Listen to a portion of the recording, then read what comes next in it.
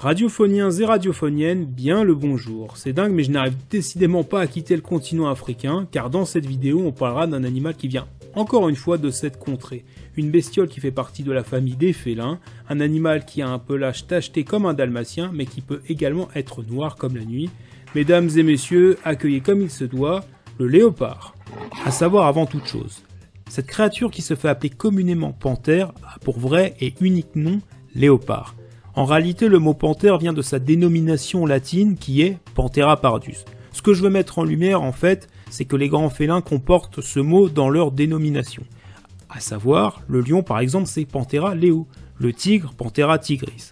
Mais pour autant, est-ce qu'on appelle ces deux félins panthères ? Pas du tout, alors que le léopard si.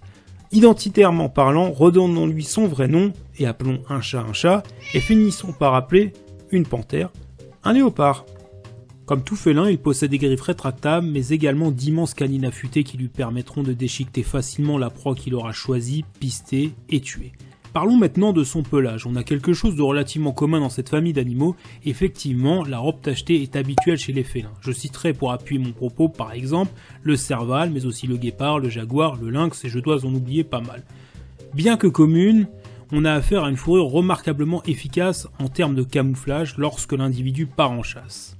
Certains spécimens ne peuvent hélas pas bénéficier de cette capacité hors du commun de camouflage, tout du moins pas le jour, car les léopards sont souvent touchés par un phénomène qui s'appelle le mélanisme. C'est une caractéristique physique qui amène à une pigmentation anormalement sombre. C'est pour cela que certains spécimens, vous avez dû vous en rendre compte, sont noirs.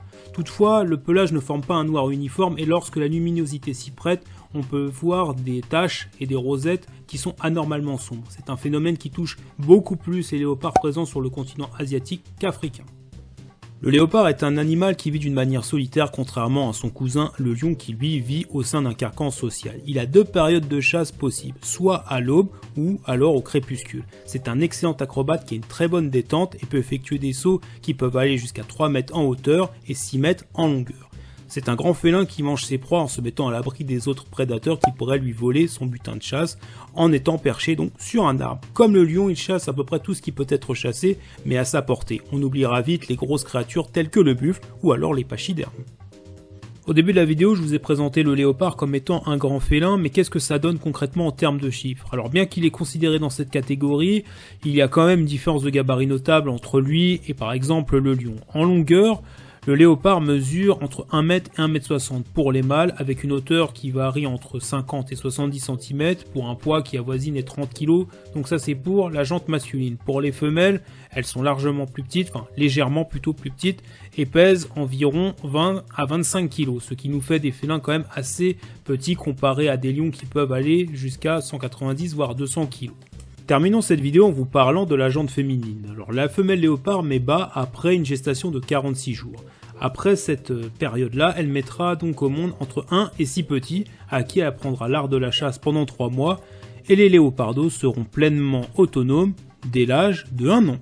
Radiophoniens et radiophoniennes, voilà, cette vidéo est terminée, j'espère qu'elle vous aura plu.